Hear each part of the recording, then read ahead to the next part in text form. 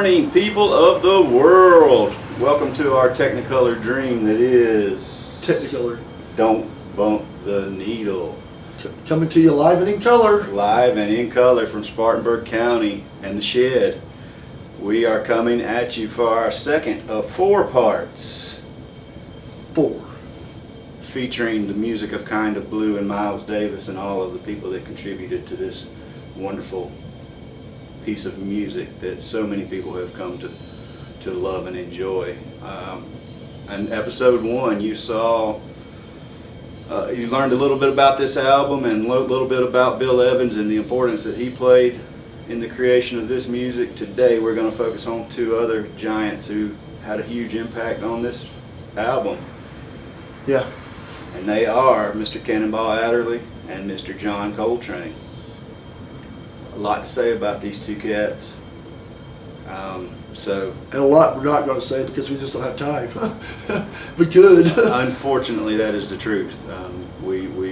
This is a very condensed version of a lot of stuff and a lot of history and a lot of music that has been made from 2 of the giants. A lot of portrayals of the feelings of the human psyche. Yeah. Very true, very true. So without further ado, let's get into this thing, and we're going to start right here with Mr. Cannonball Adderley. But let's move on to another guy who was a key part. I mean, they were all key parts. Yeah. That's just redundant for me to keep saying that because it wouldn't have existed without any of them. But that's a gentleman by the name of Cannonball Adderley. I think not everybody, but a lot of people know that name because it's one of the jazz names. I mean, he's an icon in his own right. Yes, he had his own career as well. Yes, he is. And he was originally from Tampa, Florida, and was born Julian Edward Adderley. And he did a lot of playing also with his brother. Yeah, Nat. Yeah, they played with one of the early configurations of Ray Charles's groups in the early 40s. Yes, they did. That's actually where he made his professional debut was right. with Ray Charles. And the wind's getting up outside, guys. I hope we'll be able to do this for much longer. We're going to go as long as we can. It's February the what? And it's 70 degrees outside and about 80% humidity. The grass is growing again, man. So anyway. we apologize if we have to cut and come back at this, but we'll get it to you one way or another. But yeah, Cannonball was born in 1928,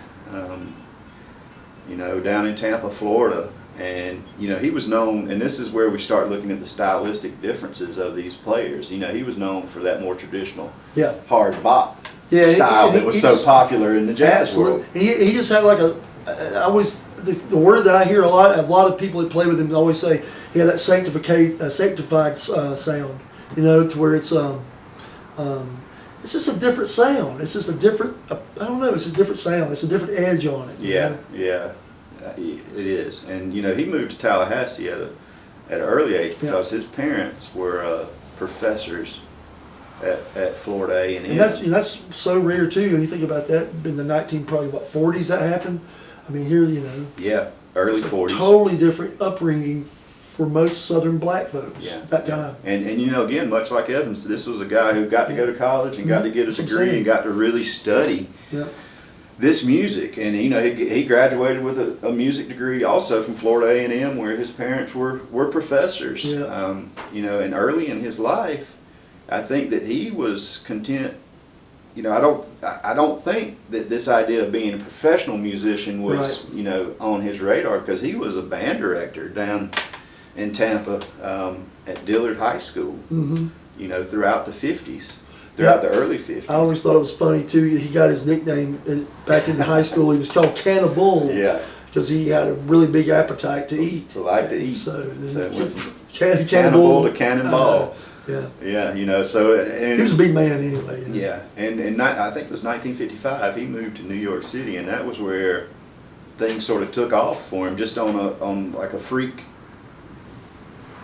accident, he was asked to sit in with Oscar Pettiford at a club, and immediately became a huge success. And at that point he was essentially named the heir to Charlie Parker. Yep. And they were looking for him too, that guy, you know. Yeah, and at that point, his professional career was, Yep. launched. That's all it takes, man. It's that one thing that happened like that. Yeah, and just a couple of years later, he was asked to join Miles Davis group, because Miles was really attached to his sort of blues style Yeah. playing of the jazz. Yep. Yep. And he joined Miles group just a few months before Coltrane He did. You're right. returned. Yep. And again, we talked about Milestones, which was this first recording where Miles tried to incorporate this modal playing. Yeah. And he was one of the key players on that as well. Yep. So he transitioned from that recording right into Kind of Blue. And, had a huge successful solo career. Yeah, I mean, Joe Zawinul, who played with Weather Report later on, he played in his band. He wrote Mercy, Mercy, and he was kind of a visionary, not to Miles's degree, but he could pick the right talent. Yeah. I mean, John Mayall has done the same thing for the blues world. There's certain guys like that. They're kind of the catalyst. Yeah, yeah. Well, and I think it's this is something that doesn't get said a lot, but Cannonball's first solo album, called Something Else. Mm-hmm. If you go back and listen to it and you read what the critics say, a lot of people will say that's Miles played on that album too. Yeah, And a lot of critics will say that was some of Miles's best playing. But probably the reason why is because his name ain't on the big part of the thing. Any artist plays their best when their name is not associated with the thing. Yeah. We do. That's just how it is. So it takes more pressure off. It takes pressure off of you. Yeah, it does. And and he went on to have a very successful solo career with his quintet, He sure did. which also included his brother, who we mentioned earlier, who was a cornet player. Cornet, Which, right? Who plays the cornet? But those guys recorded with everybody. Yeah, and that was a little more avant-garde too. His approach to music for his own stuff was more avant-garde. Yeah, they did a lot of recording, with Jimmy Cobb, who was also on the Kind of Blue album, with Wynton Kelly, who was on it, and just had a very successful solo career with his quintet. He did. He died fairly early on too. Yeah, he did. I think he died in 75. Yeah. So what would he have been? He was born in 28. What's that? Been 40, about 47. Yeah. I can't do that math in my head. Yeah. Miles. Not quite. He'd been 46. Miles specifically brought him in for this recording on Kind of Blue because of his hard bop and his blues style. Blues playing, style, yeah. Which I think counterbalanced That's it. who we'll talk about next, in John Coltrane. I mean, it's really getting up out there. Yeah, it is. We're going to go as long as we can go. Yeah. And again, that goes back to Miles' vision to see. Not just see, but also hear and Well, knew how to piece that stuff together. Because you're like, all right, I've listened to this guy play that enough. All right, I've listened to this guy, and this is going to work. Yeah. Yeah. What a visionary. Yeah, and when we talk about John Coltrane, what do we say?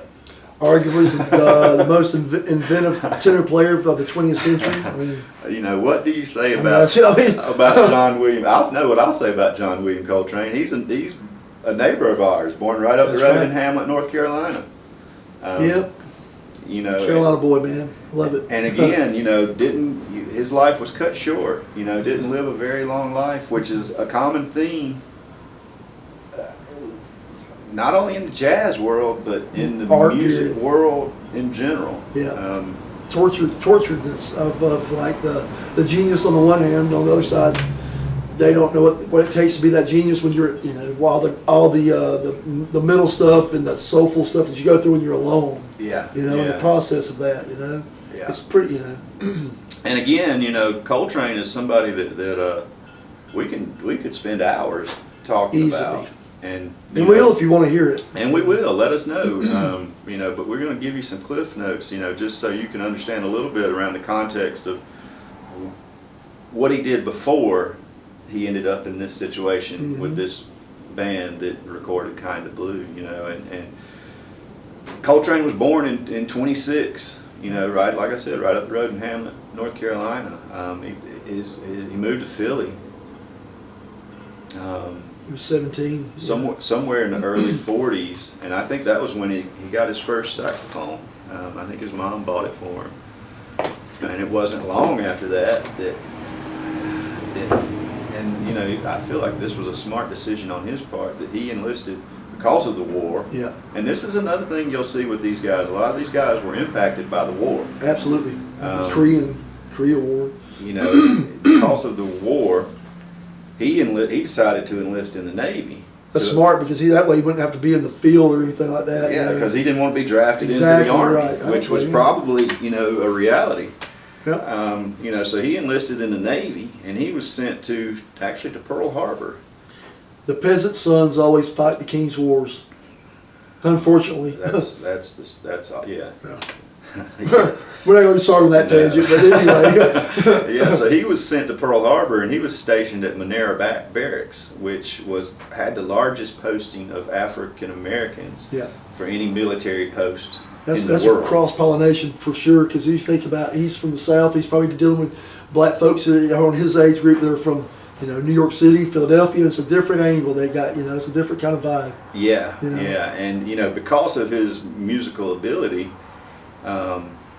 he became a Navy musician, and he actually joined, which at this period in time was probably, you know, a revolutionary thing, specifically in the context of the military. He joined the all-white bass swing band, known as the Melody Masters. Yep. And you know, I can only imagine what it must have been like to show up with this all-white swing band. I know. And playing outside like he did too. As John Coltrane. Not the Coltrane we know now, but you know, but still the Coltrane. I know. You know, he still had that same mind and that same genius. But you know, without Miles, I don't know if Coltrane gets out there, because I've read stories in the past, like he'd show up to jams in New York when he first got there, and they'd kick him off stage because they didn't understand his approach. Miles heard it and got it. Yeah, you know? and that's true, and they you know, they served each other well.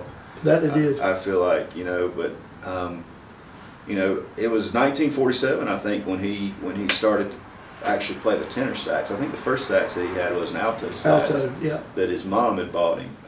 And you know, again, we talked about how the work that Bill Evans would put in. Train was just as equal, and you know, there's people who said that Coltrane would practice literally the same note for hours. I've read a story about him years ago. They said when he listened to a record, he'd put on the record, and he would listen to each individual instrument just for that time, and once it stopped on that side, he'd put it back on at the front of it and go to the next instrument, and he'd start the process all again until he finished it. Then he'd flip the other side over and do the same process. Yeah, when he really wanted to delve into a record. Yeah, and I think that's the reality of what you see with these people who we call geniuses, and yes, they are geniuses, and they are. But that doesn't mean that they don't put in the work. They're right, they do. You know, and that's part of their genius. Absolutely, I feel like, the ethic. That they acknowledge that, and they're willing to embrace that grind. They said he'd be up at 8 in the morning and they're frying eggs and bacon. He'd be in there with his saxophone practicing while he's frying eggs and bacon. Yeah, and I read an interesting story that when he was on the road, like they would be in hotel rooms, and the management of the hotel would come and knock on the door and tell him to cut it out. So he would and he would sit there and finger his horn, you know, for hours without man. And it's like, wow, that blows me away. Man. Sonny Rollins does that now, man. He can't. He's got. I forget what's wrong with him. He can't play anymore. He hasn't been able to play for a long time. But they say when he sits down now, he'll sit there and finger the saxophone. Yeah, that's dedication, man. That's yeah. You know, so. 1947, he started playing tenor sax. Then I think it was 1955 when he was asked to join Miles, what has been termed the first great quintet. Which again, that's something that we can do. You doing on that by alone? That's just that. We could do a whole episode on the first great quintet, and we will gladly do that, because there was actually, if I'm not mistaken, there were two versions of that band. Yeah, there was a later version, the second great with Tony Williams and Ron Carter. And and there's a lot of Herbie. debate on which one of those bands is the best, and I don't buy into that because they both were. It's bit apples, oranges. Amazing. Really. I love an apple. I love an orange. It's the end of the day. Yeah, so this first great quintet, which was sort of it predated kind of blue. About 4 years. 3 Yeah, years. but it was definitely laying the foundation. It was a template for it. It became what was going to come. And something else that's interesting about Coltrane. His grandfather was a preacher, and so that's where I think that's where the spiritual element comes from, because to study spiritual philosophies. Yeah. And Coltrane also recorded on Milestones, He which did. you'll see that were quite a few of these same players who Yeah. recorded on that Milestones recording, which again was Davis's first attempt Yeah. at this modal playing. And it came out. That was the album before Kind of Blue. It didn't. He basically what it was to me. I think he was kind of separating the wheat from the chaff. In that he had that vision, but it wasn't what he heard on the Milestones. So he did it again with the right dudes. He said, "This is the one." Yeah. And that was that visionary mind That's it. of Davis. Saying, "All right, that wasn't quite it." And again, I think that was where Bill Evans came into play. Absolutely. And was sort of the key. He was the catalyst for that. That put all of those pieces together for the recording of this Yeah. album, Kind of Blue. And like Shane said, Coltrane was known as being It was a spiritual. what some people would say an Business. out there thinker, and he was a very, very He was up there thinker. His stuff was up there. Man, and he loved to explore. He was really known for studying different religions and different Yeah. faiths, and got into looking into Hinduism and Yeah. Buddhism. The Quran. He read the Quran. And dove into the Quran and the Bible, All of it. and all of these things, which I think 100% influenced his music. as well as it should. I think Bob Dylan said it.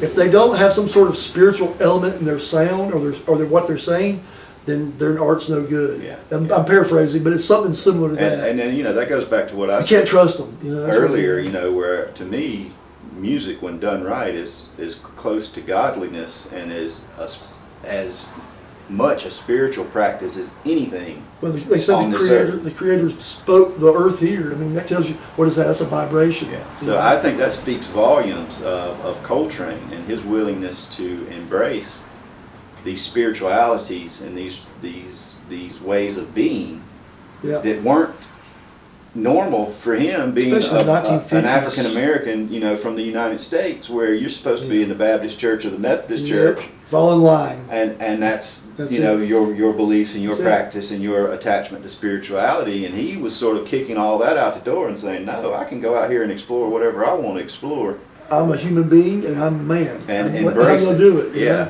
and and this is a guy who recorded with essentially everybody. I mean, we're talking about the work that he did with Miles, but he played with Monk, he played with Dizzy Everybody, Gillespie, he played with McCoy Tyner, Yeah. Pharoah Sanders, and the list goes on and on and on and on.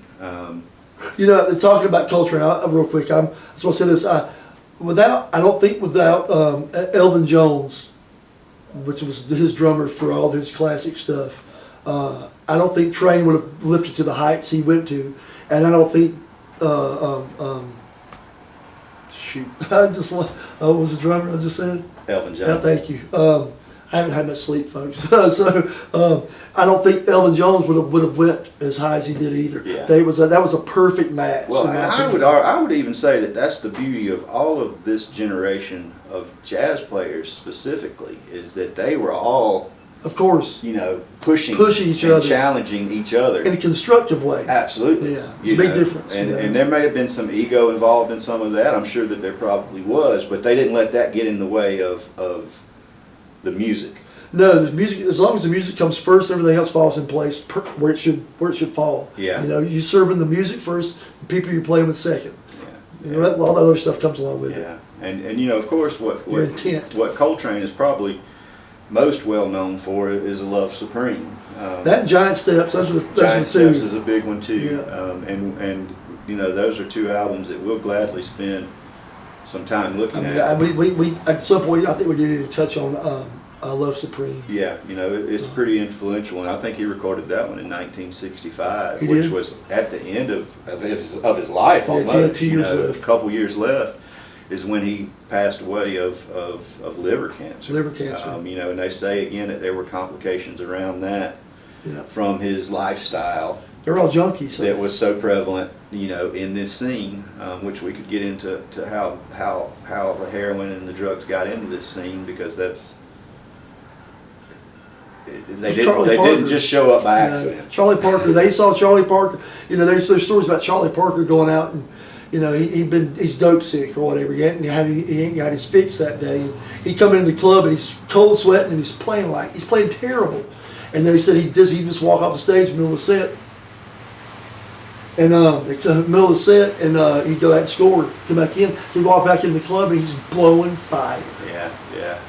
It sounds like the rain is about to come, so it's we're coming. going to try to wrap up John Coltrane and see how much further we can go. But yeah, you know, essentially, he died of liver cancer in 1967 at 40 years of age, unfortunately. He was young, He man. was young, you know, and he was presented, you know, after his death with a Grammy Lifetime Achievement Oh, here Award. you go. Yeah, you know, let's acknowledge you in 1997. Makes me sick. 30 years after Makes your me death. sick, Grammys. I'm sorry, that's my beef on that. No, you know, that's Pitiful. that's the Grammys, and you know, again, we can talk about the Grammys. It's about like the Rock and Roll Hall of Fame. Pitiful. It's, Yeah.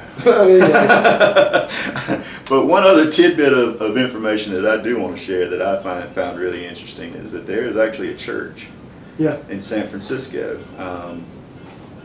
It's called the St. John Coltrane Orthodox Church. Yep. And this goes back to my thought of music, when done right, being, you know, as close to godliness as anything on earth. And this church is taking his music and Yep. and Running with it. run with it. And Yeah. as odd as that sounds, I get it. that sounds like the type of church that I want to go to.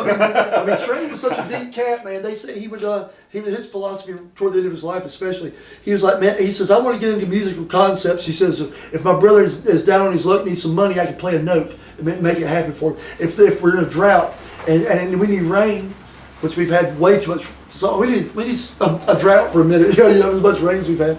But hit a note, make it rain, you know. And now we have the train coming by, folks. So Hey man, it's a dirty South, baby. That's what we do.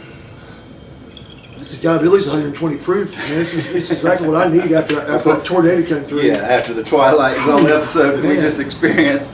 I'm sorry, we're home. I'm sorry. For all of you out there in YouTube land, we just had and I apologize, this is going to be there's going to be some editing here because we just had an experience here. We had a couple of tornadoes that were passing overhead.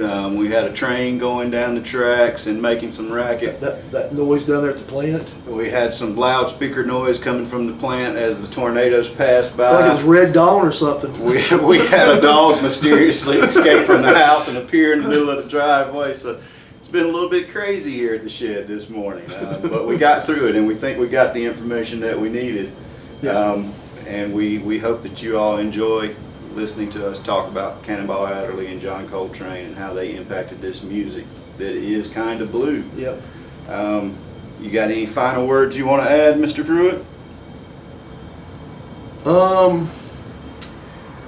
Don't eat yellow snow. Don't eat yellow snow You know, I don't, unless it's food coloring. yeah, you know, maybe if it's sweet cream. You know, Banana. Yeah, banana, right? Banana. So yeah, be sure to like, share, comment, and subscribe. We will be coming back at you with a third episode focusing on Kinda Blue that will look into Paul Chambers a little bit, Jimmy Cobb a little bit, Wynton Kelly a little bit, and George Russell before we wrap it up with episode 4, which is going to focus primarily on the influence of the album and Mr. Miles Davis himself. That's all. We're live from Spartanburg County in the shed. This is Don't Bump the Needle. We'll see y'all next week. Peace. Peace.